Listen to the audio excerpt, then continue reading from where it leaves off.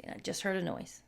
And it's like, I sat there and said this one's not as scary, but what noise did I just hear? Now you got spooked. It's just his little key hands rubbing on something. Stop it. If I hear a whistle blow, we're moving. We're halfway further into the further with Insidious, The Last Key. This one has a very different feel than the previous ones. It's not quite as mean as the third one. Those humans are mean. Yeah. The whole feel of the entire movie, I get what you're saying, isn't as brutal seeming. But that daddy is mean. But there is meanness in that. And I think why it feels so different is the monsters for some of the movie are human. Yes. Because we're digging into Elise's backstory, even more of her being a little girl and realizing she has powers and what happens to the family dynamic at that point, which is not good. No, it's not. And they live like by a prison.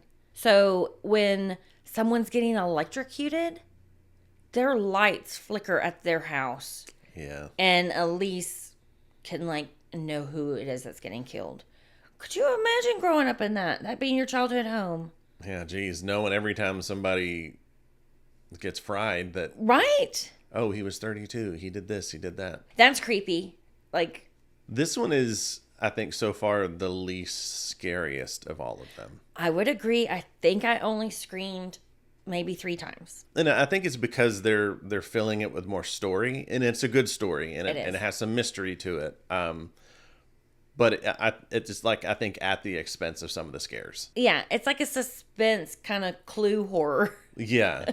Versus just straight up horror, you're dealing with an entity the whole time. They all have a bit of mystery to them, but this one just leans more into that than it does the scares. Yeah.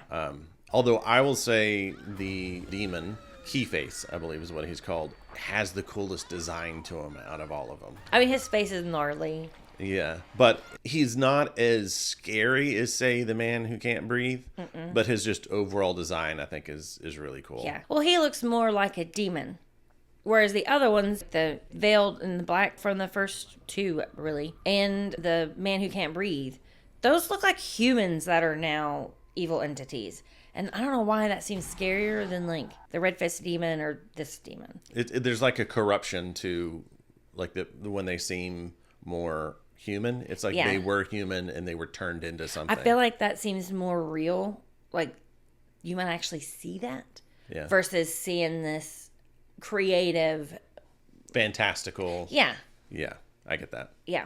I like in this one because it definitely revolves mainly around Elise, Specs, and Hunter.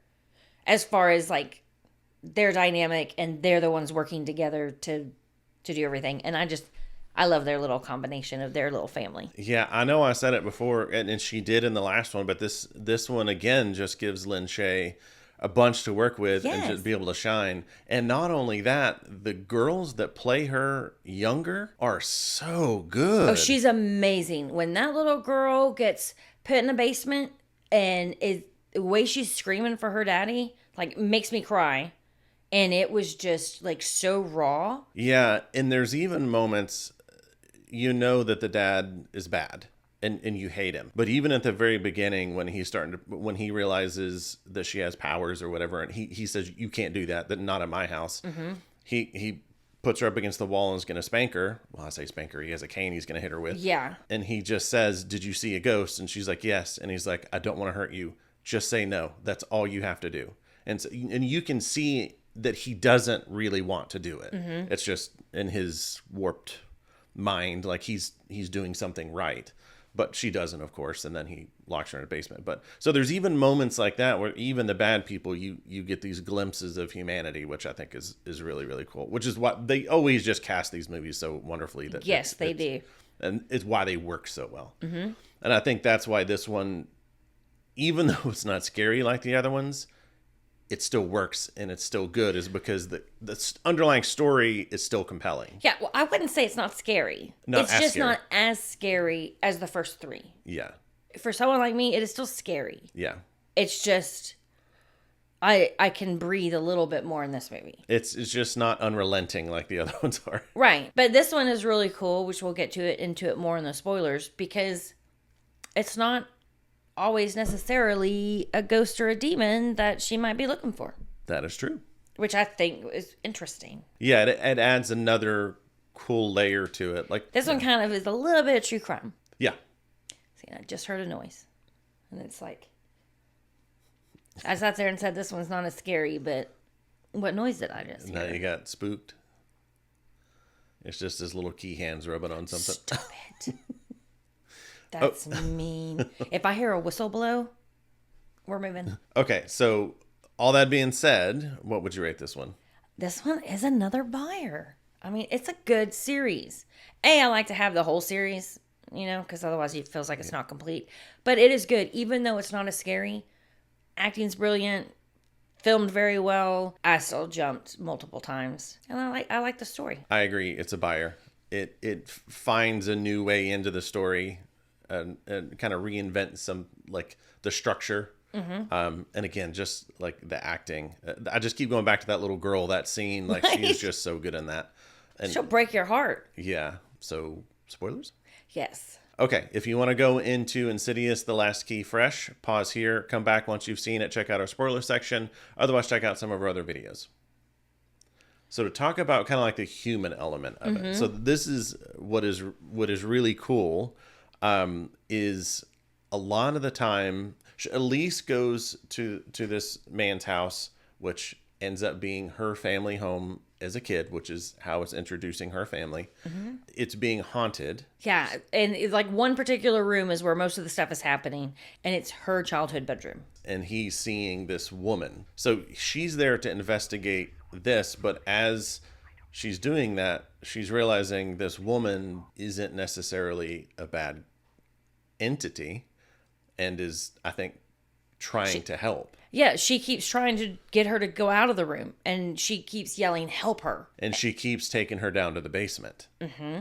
And it is revealed that there's an actual living woman, yes, chained in the basement in this kind of hidden room. Mm-hmm. Yeah, they rescue a woman that's been trapped there for 4 months by the man that was living in the house. But the man that's living in the house is being influenced or kind of taken over by KeyFace, who Elise let out when she was a little girl, right? Not realizing. Then we realized that her dad was also being like possessed by KeyFace. Yes. So he is beating Elise with the cane before she opens up the red door in her basement.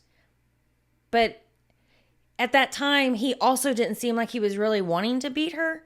So I think that entity was already like in the house, like doing stuff to the dad the whole time. He just it's wasn't just as it had powerful. more power once she opened the door. Especially because there's a later scene, like in the finale, it's got Elise chained up and her dad's soul is there.